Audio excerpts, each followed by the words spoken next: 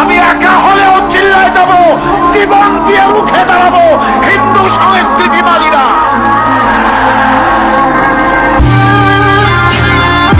সময় আসবে এমন ইন্দুরের কর্তব্য মানা পালবার জন্য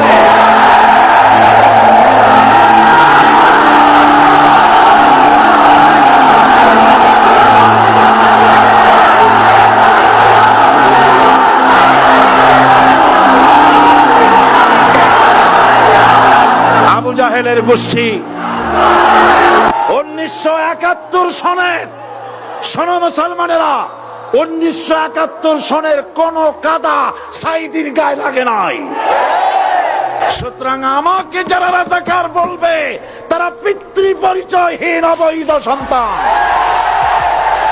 আমি হতাশ নই, আমি মন ভাঙা নই, আমি হতোদ্দাম নই। আমি জানি বদরের বিজয় হয়, ওহদের পরাজয় হয়, আর তারপরেই ফতে মক্কা হয়। এই কোরআনের আইন বাংলাদেশে চালু হোকটা কি আপনারা চান? এই কোরআন দিয়ে যদি রাষ্ট্র শাসিত হয় তাহলে দেশে শান্তি অবশ্যই হবে। বাংলাদেশে এই শান্তি হবে ইনশাআল্লাহ। জামাত ইসলামী মাওলানা মওদুদীর সাথে মতবিরোধ থাকতে পারে, কিন্তু জামাত ইসলামী কোন ইসলামী দল নয়, এমন কথা পৃথিবীতে কোনো বেয়াদব আজ পর্যন্ত বলতে পারে না।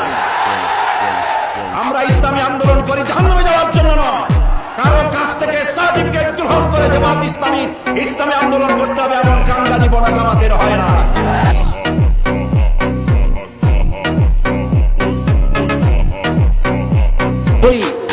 ষড়যন্ত্র করো আর তাদেরকে মৌলবাদী বলো, এসব বলে বলে কোনো লাভ নাই।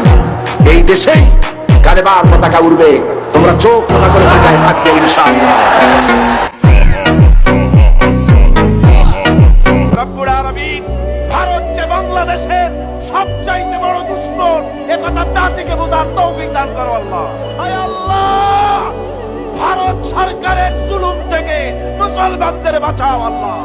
হায় আল্লাহ, ভারত সরকার পুশব্যাক অপারেশন করে বাংলা ভাষী মুসলমানদেরকে, মুসলিম মহিলাদেরকে ধর্ষণ করতেছে। হায় আল্লাহ, মুসলমানদেরকে কষ্ট দিতেছে।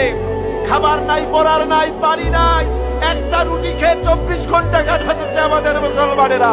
রব্বুল আলামিন, তুমি মেহেরবানি করে বাংলাদেশকে হেফাজত করো, বাংলার মুসলমানদেরকে হেফাজত করো।